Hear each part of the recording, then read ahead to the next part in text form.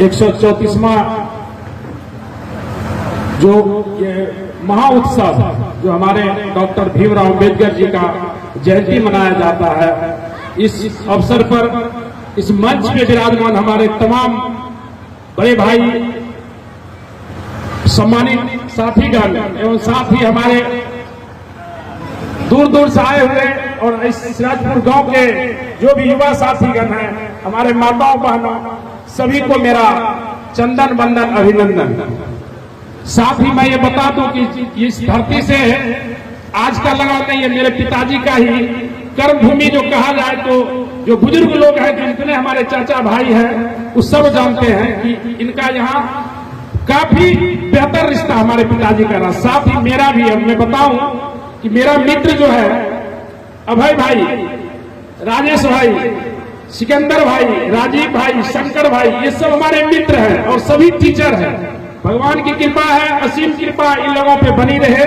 और जो इन्होंने हर साल की भांति इस साल भी, भगवान की नहीं, बाबा साहब का, भगवान की नहीं। जी जी ठीक, बाबा साहब का कृपा बनी रहे। और मैं सभी मित्रों से यही कहूंगा कि जिस तरह हर्षोल्लास से हमारे बाबा साहब भीमराव अंबेडकर जी का जयंती मनाते हैं, हर साल इसी तरह से मनाते रहे। पिछले साल भी हम थे। और मैं ये बता दूं कि भाषण तो सही बात है, बहुत देते हैं लोग।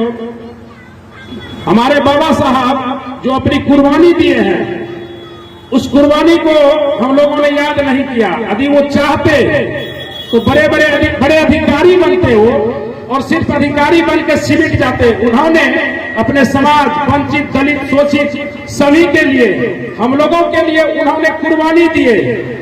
और देखना है तो एक सीरियल चलता भी, उसको आप लोग देखने का काम कीजिए। उससे बहुत चीज सीखने का मिलेगा, सीखने का चीज बहुत चीज है, उससे बहुत ज्ञान प्राप्त होगा।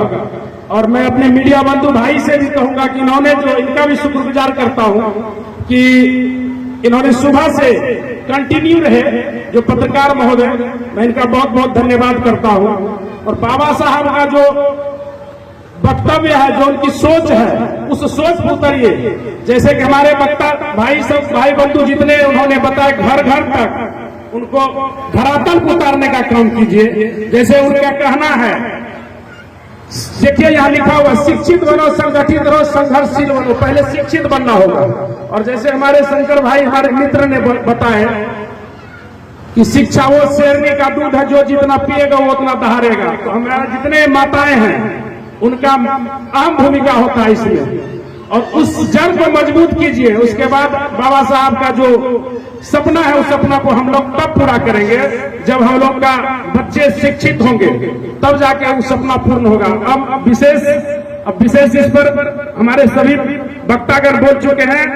हमारे साथी अभय भाई चैलेंजिंग बात बोली और हमारे बोले हैं हमारे मित्र जो है राजेश भाई। अब रही बात लाइट का, सच्चाई ये है कि हकीकत में वहां पे हम लोगों का ध्यान आकर्षित नहीं था। हो सकता है 2 से 3 दिन में वहां पे हम लाइट जरूर करवा देंगे। और जो अस्थायी लाइट है, जो आकाशीय लाइट की बात करेंगे, हो सकता है 1 से 1.5 महीना में वो भी लाइट का व्यवस्था कर देंगे हम वहां। तब तक टेम्पोररी में हमको उम्मीद है कि हम कल से, मेरा विश्वास, मेरे अंदर की एक भावना ये कह रहा है कि कल से ही वहां पे हमारे जो महापुरुष वहां पे विराजमान है, उनका प्रतिमा, वहां पे लाइट कल से ही लग जाए।